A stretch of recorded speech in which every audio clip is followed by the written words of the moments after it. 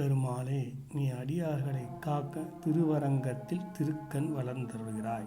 திருமகள் மண்மகள் ஆயர் மணமகள் நப்பின்னை பிராட்டி முதலிய தேவிகளுக்கு நாயகனாயிருந்தும் உனக்கு அவர்களிடம் அன்பு குறைவு என்று பேசும்படி என்னை அங்கீகரித்த உன் அன்பு என்னே?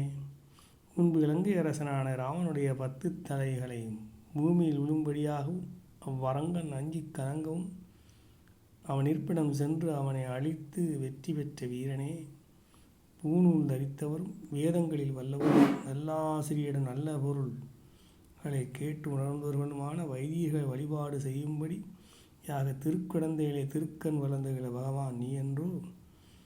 கைவளை அணிந்த திருமகளின் கொங்கையிலே தங்கியிருப்பதை நினைத்த ராமனுடைய உடல் அழியும்படி அன்று அவன் இருந்த இடம் சென்று சண்டை செய்து அவன் தலையை அறுத்தவன் கடல் வண்ணனாகிய ஸ்ரீராமபிரான்.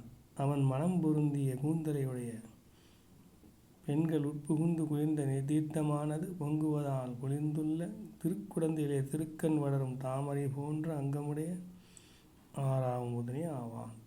இரட்டை மருத மரங்கள் அழியும்படி தவழ்ந்து மரம் கொண்ட வளையாவிடையானை அடக்கி அதன் மத்தகத்திலே வலம் தரிக்கும்படி யாக அடித்து ஒப்பற்ற தந்தங்களை முறித்து மகிழ்ந்த பரமபுருஷனே, குதிரை வடிவம் கொண்டு வந்த கேசி என்னும் அதனுடைய வாயை பிழந்து அவனை ஒழித்த பெருமாளே, உலகளந்த திருவடிகளை உடையவனே, நீ வேதம் வல்லவர் உன்னிடம் வரம் பெற்று போகும்படி திருக்குடங்களை கண் வளர்ந்தருளும் அன்பன் அன்றோ?